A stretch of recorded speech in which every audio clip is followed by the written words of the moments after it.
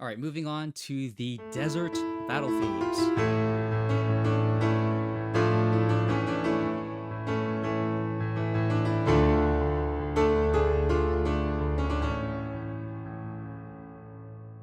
The first one up is Wrathful Streaming Gold.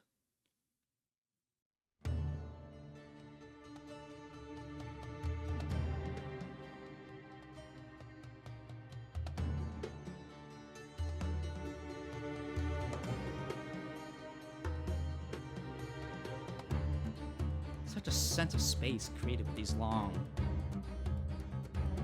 held out notes.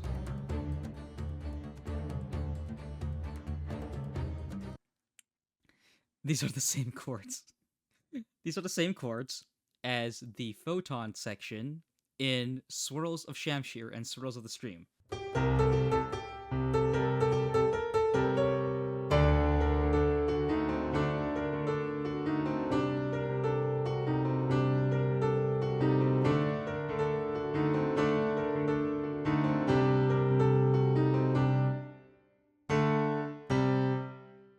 Here we have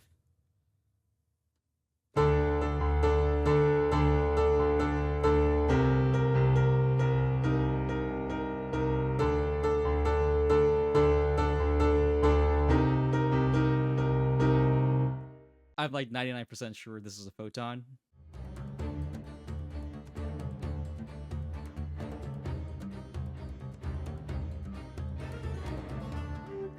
Okay. Yeah. But it's like a compressed version of photon, you know?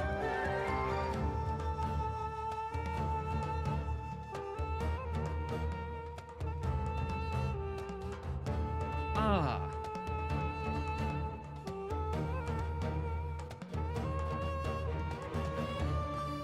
You know, that rhythm is so cool, right? Bum, ba-dum, bum, bum, ba-dum, bum, bum, ba-dum, bum. Just like the other pieces where we have this kind of accent at the beginning of a measure, and then the percussion is just absent for the rest of the beat. It creates this sense of like space and breathing room, right? Anticipation for when the next pattern arrives. It gives room for the melody to kind of have a moment and flourish in the space, right?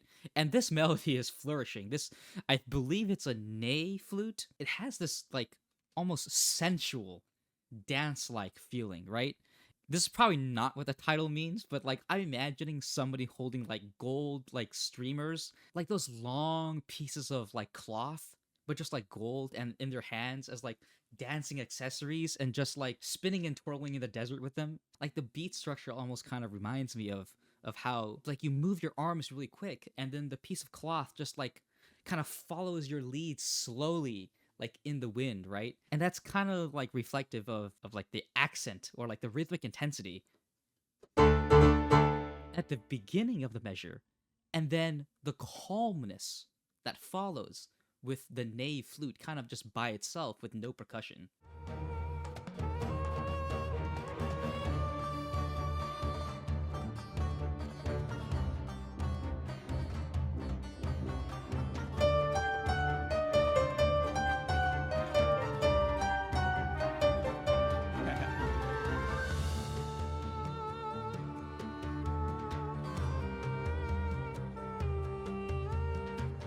Yeah, it just has like this floating feeling, right? Of like light pieces of cloth just floating and falling in the wind.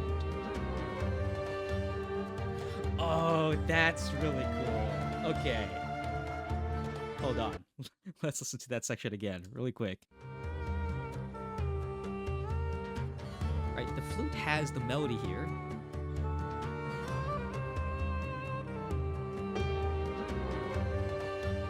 And then the strings join. But notice the flute is still holding out the last note from its melody. And then the strings join. And the note that the flute is holding out turns out to be the starting harmony for when the strings enter. It's such a smooth and satisfying way to transition between two different instruments, where the melody of the first instrument becomes the harmony of the next instrument.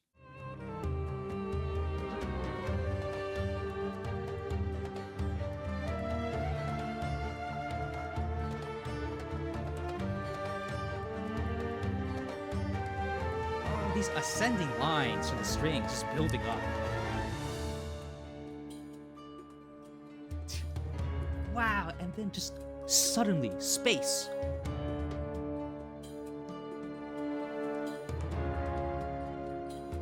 Oh, that's so cool.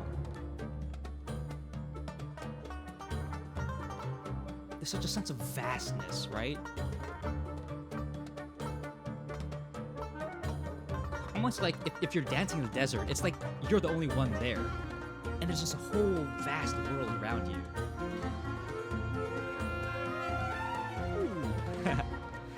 The flute was like inching up in its melody section.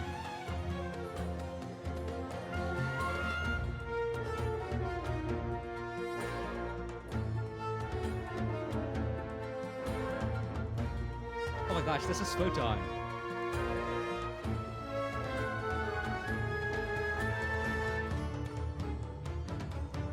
You know, it's so cool how Photon is like this Play-Doh almost, like, I don't know, that gets like molded into whatever shape to fit whatever purpose kind of you need it to fit, right? You know, dude, it's almost like, oh my gosh, it's like proteins. It's like folding proteins to get a specific shape so that the protein fulfills a specific function in like drug discovery. Photon is so malleable, right? Like here, we're not only using Photon to serve as the backbone motif of the piece, but also as rhythmic interest for chord progressions.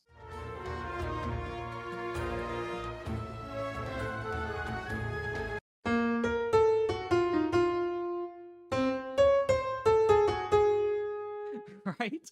Those are just chord movements, and we're just playing Photon as rhythmic interest in them.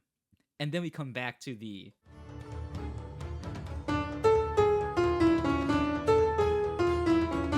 Right?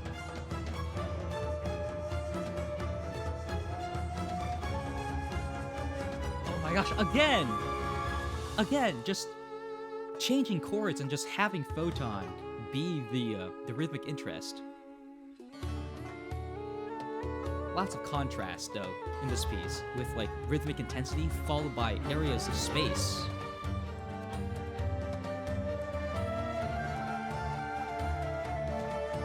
Dude, that is so beautiful, though, that flute duet.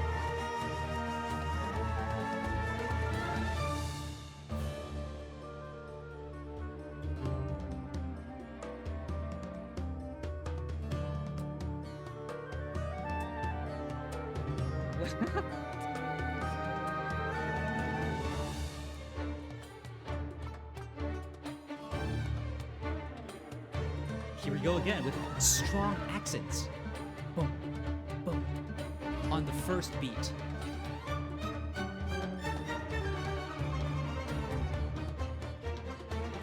Oh! Oh! Okay!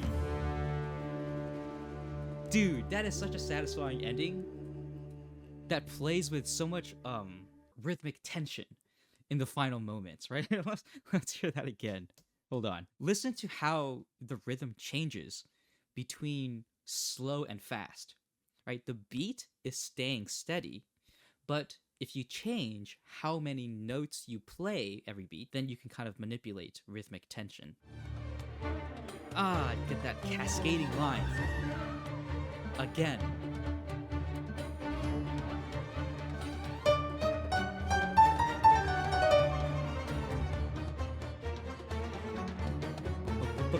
Ah, you get the triplets in there.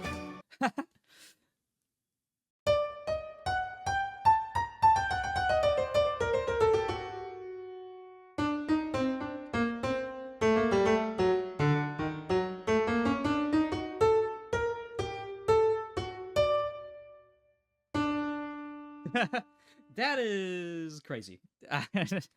Yeah.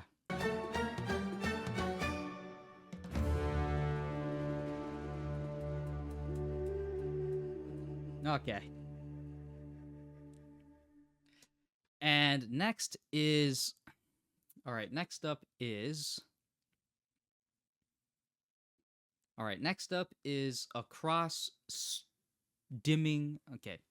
All right, and next up is across dimming asterisms. These titles are kind of poetic, right? An asterism is like a small group of stars, like a tiny constellation. Um, but why are they dimming though? That doesn't sound good. Anyway.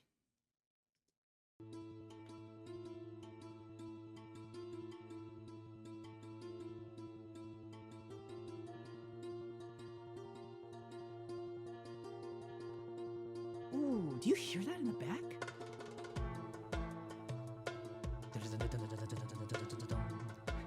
There's this sense of urgency, almost like you're being chased, like across the desert, right?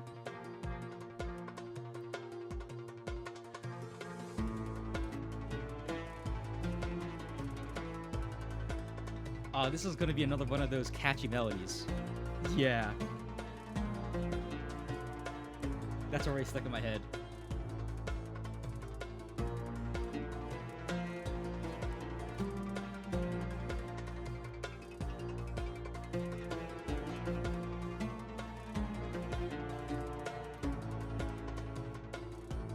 There's this real sense of like you're running across the desert being chased by something underneath, a dark night sky littered with stars, right?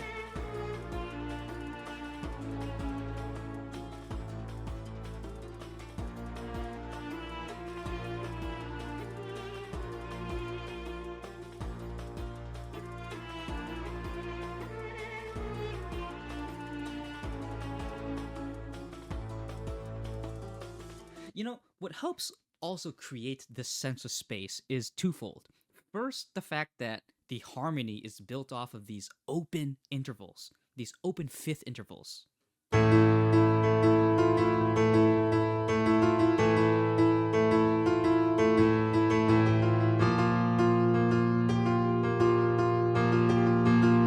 Right? There's so much openness in that kind of sound, right? But also the time signature. Sumeru is full of whack time signatures. This is also not common. It's written in 5, I believe. Da da da da da ba da da. Yeah, it's written in 5, which is just a little bit longer than 4, right? And so you might be tempted to feel like it's in 4, but then suddenly it's one extra beat long. And so the melody pattern is then like dragged out for one extra beat, which creates this like lengthening, right? The melody is like,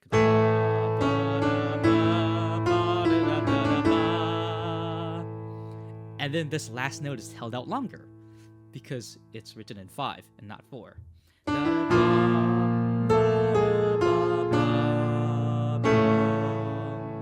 Same here, held out longer.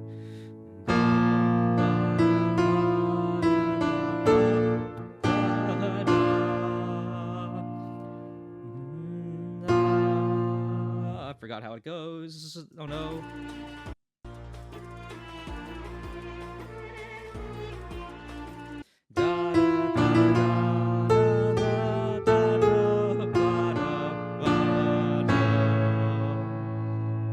Right? And the melody isn't, crazy either, right? It's not like crazy scales or fast or like energetic necessarily, right? It's not even percussion. It sounds like somebody took a woodwind instrument, chopped it up, turned the volume super low, and kind of made it sound electronic in the background. It's just going like constant 16th notes in the back. That's what's bringing this kind of intensity and urgency of like, I need to run. I need to keep running, right? But the melody itself is very sweeping and very, I don't know, spacious.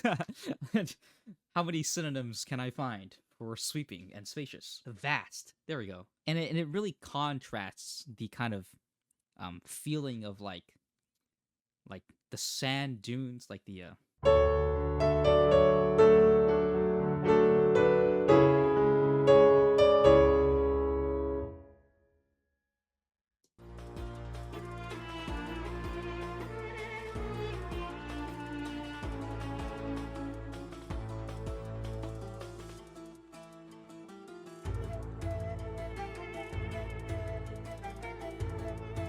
the out of tune flute again, right? Wind just blowing through the desert, twisting and turning between the sand dunes.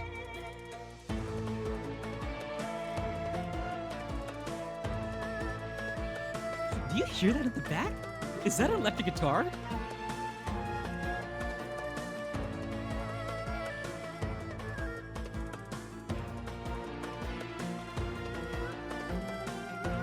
Now the flute is joining us for some counter melodies. We're just layering more instruments in, right? Ooh. That totally is electric guitar. What is this? This sounds so modern all of a sudden.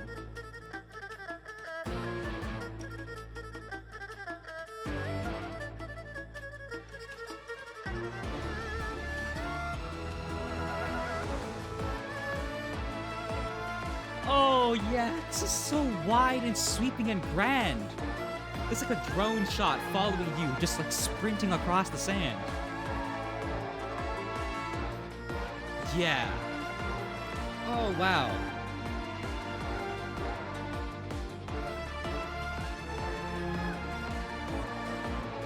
Okay, can we talk about that? The violins and then the woodwinds, like coming in and kind of extending this space, right? The first time it's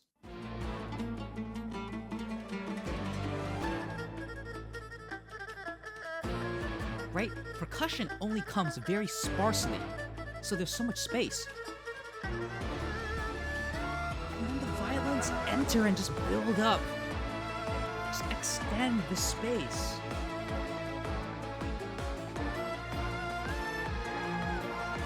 You feel like dark night sky above you, completely contrasted with the action that's happening on the ground, right? The peaceful dark skies with the energetic action on the sand terrain, like all the sand being shoved away as your feet push away the sand as you're running.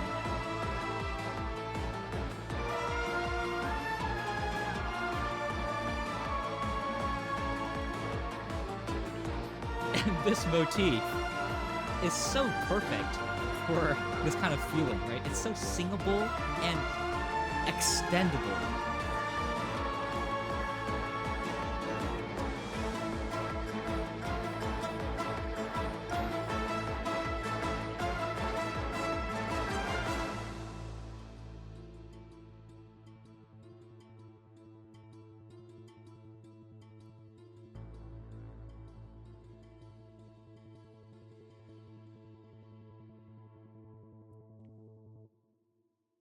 Oh, that's so cool. Oh, I want to try something because the motif is extendable, right? Because like obviously this is a piece in 5, but I feel like it fits in 4, right? Ba ba da ba 1 2 ba da da da ba da da da da da. It totally fits in 4. It's not that I think that it sounds better in 4, but I think that it would be more, I don't know.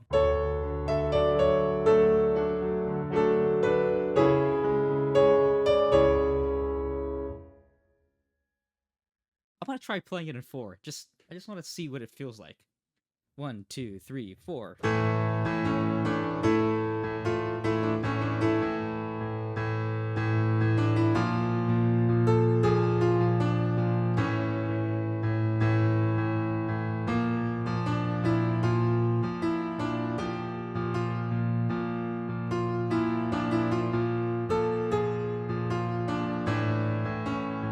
Dude, that sounds so sick. That sounds so sick. Dude, I feel like, oh my gosh, if there are any other pieces that use this motif, I want to listen to them because this sounds so sick. Bum, da, da, bum, ba, da, da, da, da, ba. I feel like it captures the feeling of a desert so nicely because it's long and legato and it kind of seems calm, tranquil, right? You might think that the desert at night is calm and tranquil because it's dark, right? Dark sky. You can see the sky littered with tiny dots of light, right? Tiny constellations. But the desert in reality is not.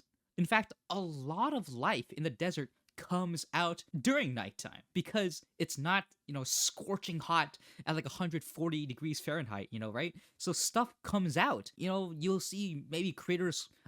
You won't see critters because it's dark, but there will be critters crawling all about in the sand at nighttime. And that's kind of like what that electronic bass woodwind synth is doing in the back, that kind of like keeping up this sense of like urgency and liveliness, right? All right, next up is Swirls of Shamshir. We're gonna skip that because I already listened to that in the live symphony performance, and I also just listened to the forest version. So next is Swirls of Sacus. Okay.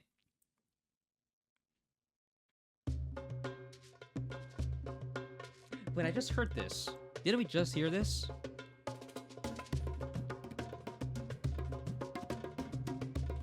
It's gonna be this piece, right? Okay. The flute's an octave higher. Okay. Everything sounds exactly the same otherwise. 1, 2, 3, 4, 5, 6. 1, 2, 3, 4, 5, 6. 1, 2, 3, 4, 5. 1, 2, 3, 4, 5, 6, 7. 1, 2, 3, 4, 5, 6. Right? You could argue that this section is 5, 7 or 6, 6. And then here we are again. I believe the flute is an octave higher again, I think.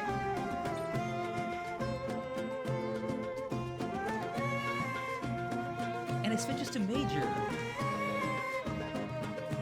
I think I didn't talk about that. I might have mentioned it, but I don't think I went in depth about that. The pattern here is...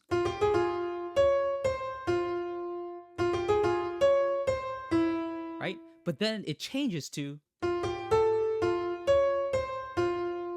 and that change, it gives more room for the melody to explore different directions, which is why it goes...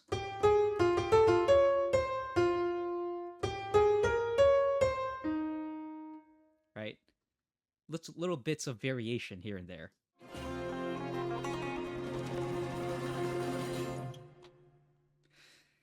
All right. That's it for now, and thanks for watching.